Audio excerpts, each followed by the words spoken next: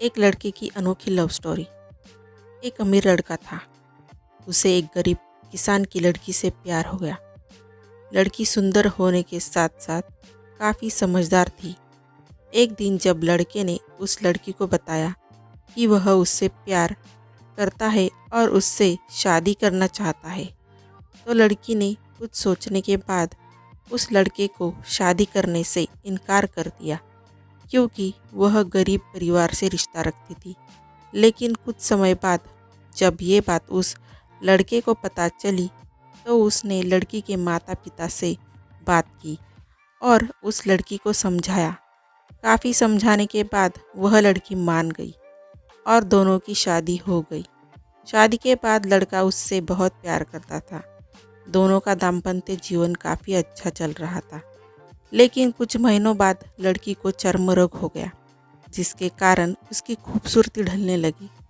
अब लड़की को यह डर भी सताने लगा कि उसकी खूबसूरती ढलने के कारण कहीं उसका पति उसे छोड़ न दे। लड़की उस चर्म रोग को ठीक करने का हर संभव प्रयास कर रही थी। समय बीत रहा था और लड़की खूबसूरती धीरे धीरे ढल रही थी। एक दिन वह लड़का एक काम से दूसरे शहर गया। जब लड़का वहाँ से वापस आ रहा था, तो उसका रास्ते में एक कार के साथ एक्सीडेंट हो गया। उस दुर्घटना के दौरान लड़कों की आंखों की रोशनी चली गई। इस दुर्घटना के कुछ समय बाद उनका जीवन फिर से सामान्य और सुखी बीतने लगा। वह लड़की चर्म रोग की वजह से दिन प्रतिदिन कमज़ोर और बदसूरत होती गई, लेकिन पति अंधा होने के कारण उनका दाम्पत्य जीवन ठीक चल रहा और दिखाई न देने के कारण वह लड़का उससे पहले की तरह प्यार करता रहा। कुछ सालों बाद बीमारी के कारण लड़की की मृत्यु हो गई। पत्नी की मृत्यु होने के बाद वह लड़का अंदर से दुखी हो गया और वह शहर छोड़कर जाने वाला था। तभी उसके पड़ोसी ने उसे सांत्वना देते हुए कहा, अब आप तो अपनी पत्नी के बिना अकेले पड़ जाएंगे। वह आपका काफ़ी ख्याल रखती थी। अब आपका जीवन अंधकार में कैसे व्यतीत होगा।